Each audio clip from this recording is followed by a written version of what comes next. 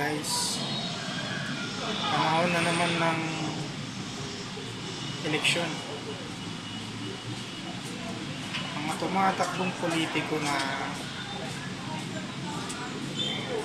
nais maupo sa gobyerno o manatili sa gobyerno, mga ngako na alisin sa hirap, mag-aahon sa hirap, sama-sama tayong unlad. Alam nyo guys, hindi na tayo maaahon sa pagkasadlak sa kahirapan ng ating gobyerno. Magtitinda ka sa gilid, imbis na nagsusumikap ka, mawawalan ka ng pag-asa at tamarin ka.